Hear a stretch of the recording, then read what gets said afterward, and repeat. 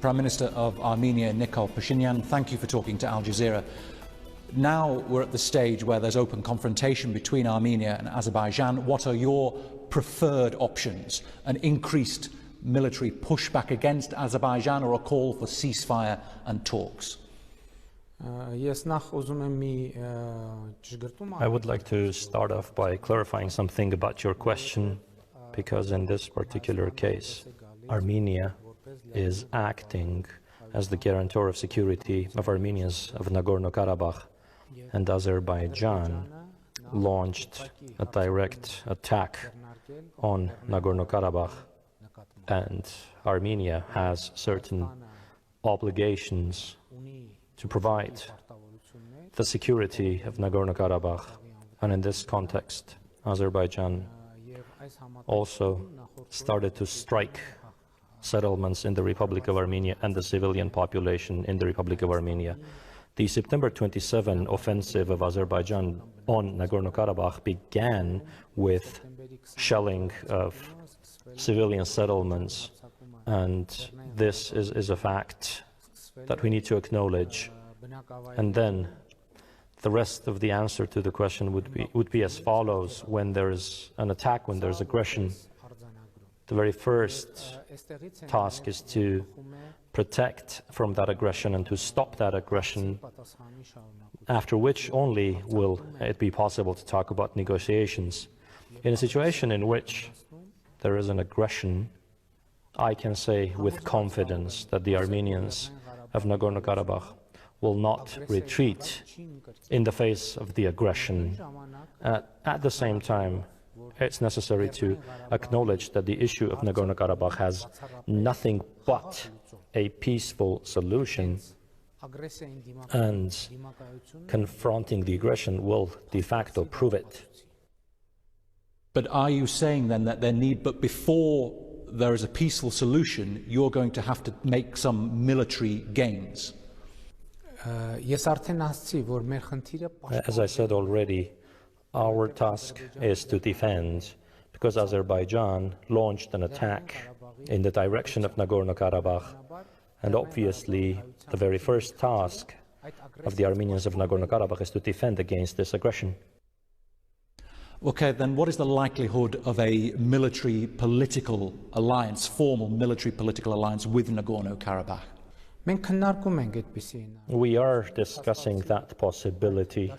That alliance actually de facto exists because we state that Armenia is the guarantor of security of Ղարաբաղ, and we need to think now about its future developments. And in our agenda, we do indeed have this point. And it's very important to note this situation has created a new reality, a new military political reality in our region.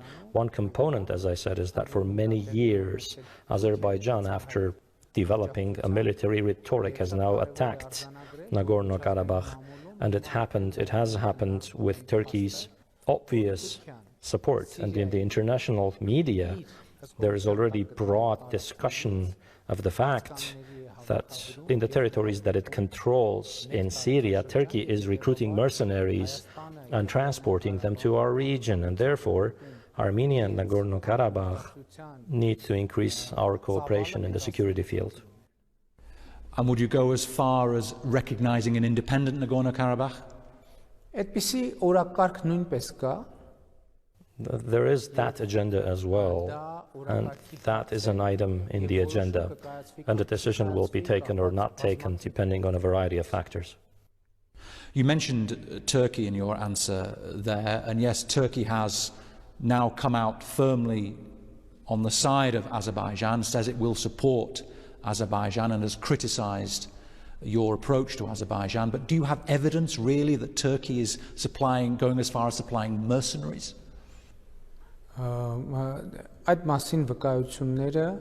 The evidence of that is appearing in the international media day after day, one after another, in reputable sources such as The Guardian, Reuters.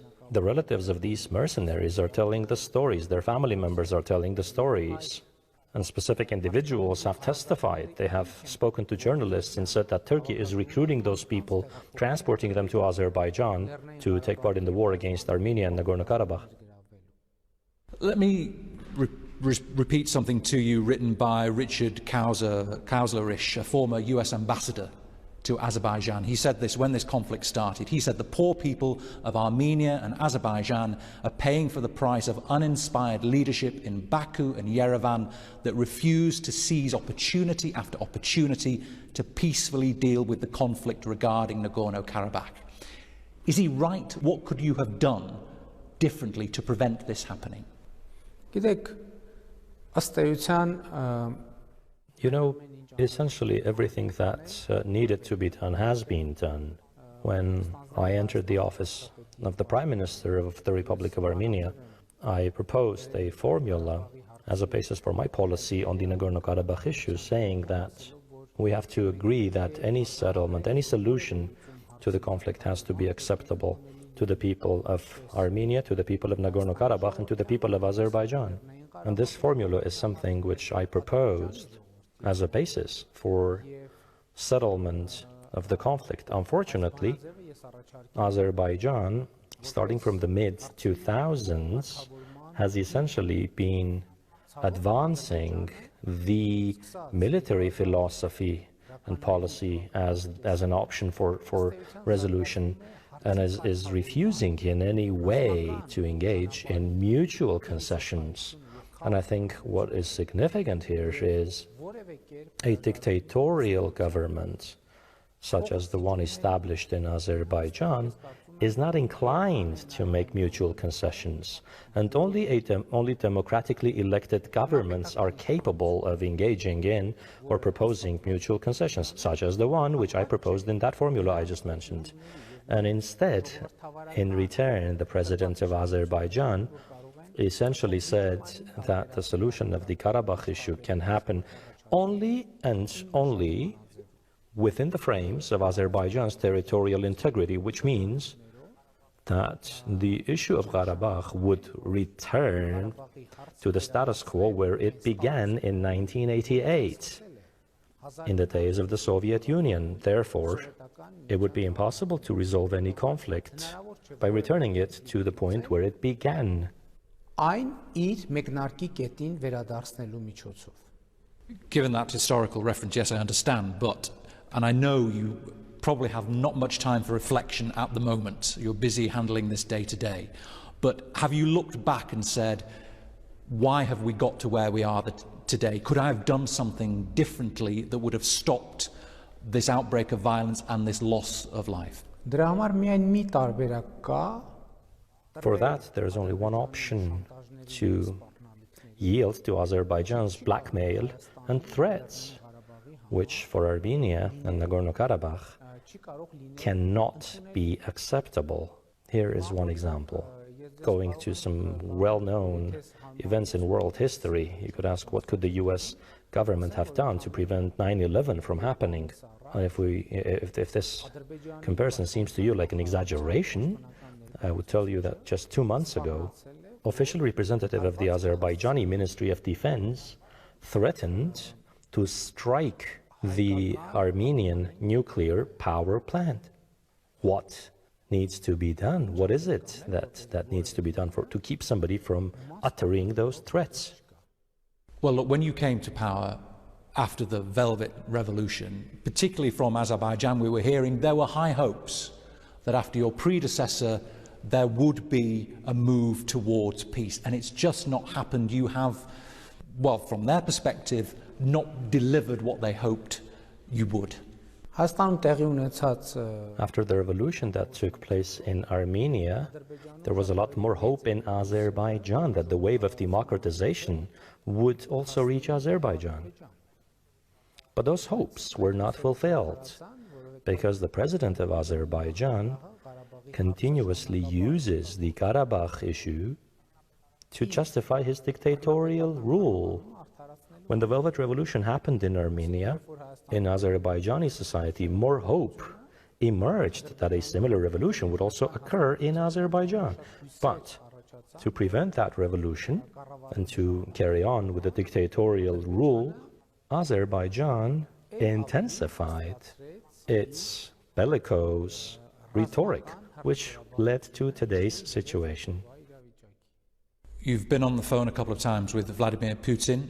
How have those conversations gone? Can you let us into the tone, the measure, the content of those conversations? Ռուսաստանը ես այս ընթացքում հեռախոսային խոսակցություններ եմ ունեցել.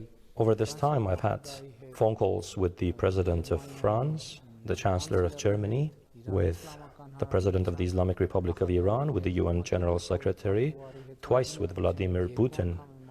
I had 2 phone calls, but I think I will be having more phone calls with the French President and other leaders, and we discuss the ongoing situation.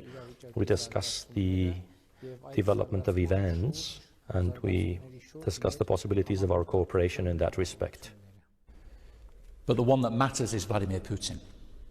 What he thinks, what he says, is the one that matters most to you, isn't it? Ռուսաստանը ԵԱԿ Մինսկի խմբի Russia is a co-chair country of the OSCE Minsk group, and with Russia, Armenia has deep partnership in the security field, including the fact that there's a Russian military base in Armenia, and there are certain treaties in effect, which are in force, in effect, and perhaps the agenda of our discussions is more diverse in that respect. Well, do you want Moscow to be neutral? For Azerbaijan, they have had Recep Tayyip Erdogan has clearly stated his support for Azerbaijan. Would you like to see something similar come from Vladimir Putin in your favor? Գիտեք, մենք Well, you see, here's our position that, first of all, Russia, as a co-chair country of the OSCE Minsk group, should take all measures for security and peace in the region and for resolution of the Ղարաբաղ conflict. Russia has with Armenia commitments in the security field, and to be precise, cooperation in the security field, and that is one of the items in our agenda. Would you want to see Russian peacekeepers, for example, in Nagorno-Karabakh? Well, you see, those issues could be discussed in the context of the wider resolution within the OSCE Minsk Group co-chairmanship. President Aliyev says that you've been provoking him. You've been allowing the Armenian diaspora to settle in Nagorno-Karabakh. You've been encouraging it. He's been left with no option. They have this long list of grievances. It's their territory. You've done nothing to try and resolve this conflict. So that is why we are where we're at today. Look, you see, those allegations of the Armenian government resettling people from the diaspora in Artsakh are groundless allegations for 2 reasons. Firstly, the Armenian government has got nothing to do with Nagorno-Karabakh's territorial development, and secondly, from Armenia and from Nagorno-Karabakh for many years, many Armenians emigrated from their homes, and those people have lived in different parts of the world, in Russia, in Europe, in the Middle East, in the United States of America. And I do not preclude that some of those people might return to live in their homes. To portray it as something unusual would be illogical. Provocation, not unusual. The president says it's not unusual to allow people to go back. It's a provocation. You're provoking. Well, you see, if anyone after 15 or 20 years ago emigrated from their homes, or 30 years back emigrated from their homes, and are returning to their homes to live in their homes, is that provocation? What is provocative about it? Could you explain to me? Well, then you have also the allegations of the war crimes committed by the Armenian forces back in the late 80s and early 90s in Nagorno-Karabakh that the European Court of Human Rights has catalogued, and again a failure to address those issues. No, that's a misunderstanding. Where did you get that? Where's that information coming from? It's just Azerbaijani propaganda. It's another one of the tools of Azerbaijani propaganda, because in the European Court of Human Rights there are other judgments and decisions that actually blame Azerbaijan for specific and concrete crimes. We can also look at the infamous case of Ramil Safarov, the Azerbaijani officer who was taking part in together with Armenian officers, they were taking part in a training course of NATO, and he killed an Armenian officer in his sleep with an axe. For many years, Azerbaijan was developing anti-Armenian propaganda, and this is one of the consequences. And that act happened in Hungary, in Budapest. The court of Budapest convicted Safarov to life in prison, after which, after serving 8 years in prison, he was extradited to Azerbaijan, where Aliyev issued an order releasing him, and there was a process of nationwide glorification of the person. This one episode really illustrates the whole history of the Ղարաբաղ conflict. The context of today's events is also described with this.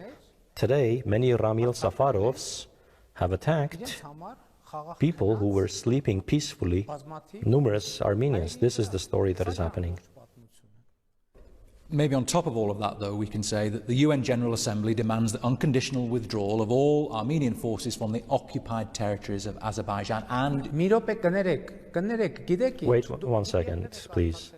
I beg your pardon. Have you actually read the Security Council resolutions? If you've personally read it, it's very important that whatever we're referring to, whatever we're citing, we should read what the text says. And that text says the following: that Azerbaijan violated the ceasefire agreement, and the situation that subsequently emerged was a consequence of breach of the internationally reached commitments of Azerbaijan. That's very important.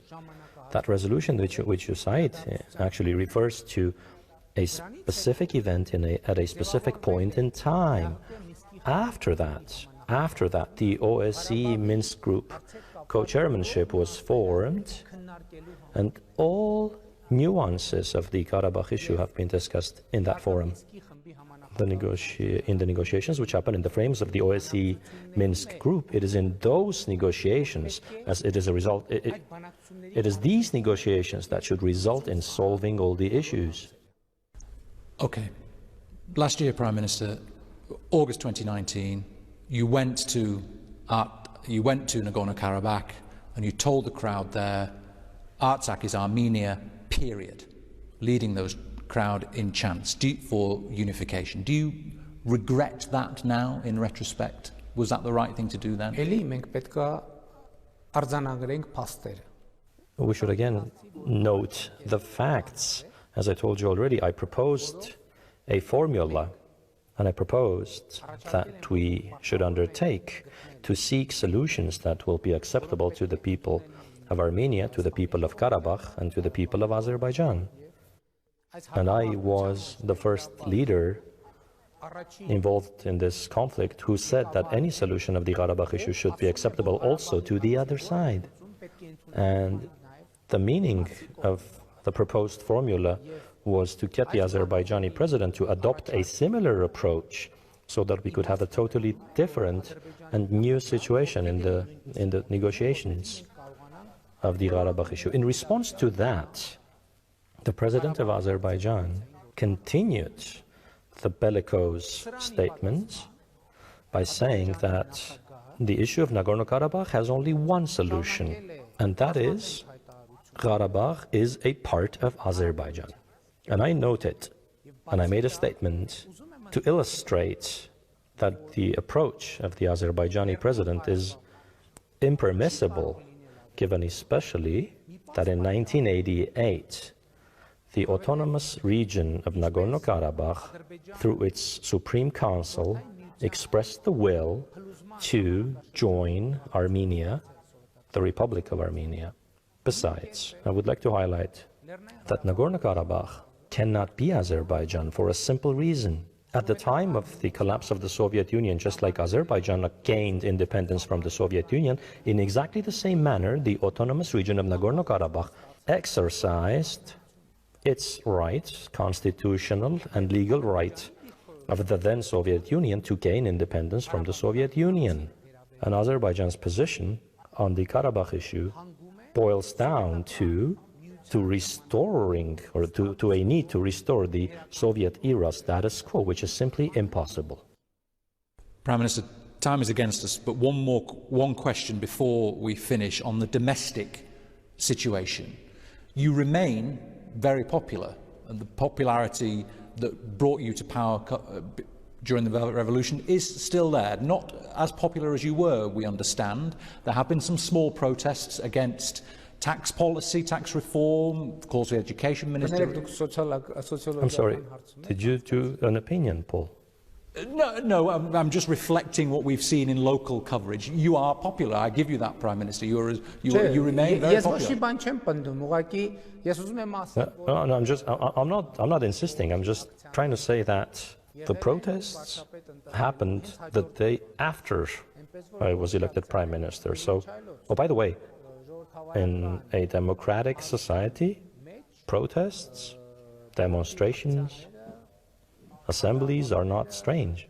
It would be good, for instance, if Azerbaijan had protests under the same circumstances in the same environment as Armenia. Let me just very quickly finish the question, though, the point being that, and also we have to mention that the COVID infection rate is very high here, and you've had a big challenge getting on top of that. The question is, do you worry for your own popularity that if you mishandle this conflict, if it doesn't go your way, then you yourself are going to suffer in your position as Prime Minister? Well, you see, I reached the position of the Prime Minister not to defend my popularity, but to serve the national interests of my country and my people, and to defend the dreams of my people and my country. So along this path, I'm absolutely not interested in my person. Prime Minister of Armenia, Nikol Phashinyan, thank you very much for talking to AlJazeera. Yes, sir. Thank you.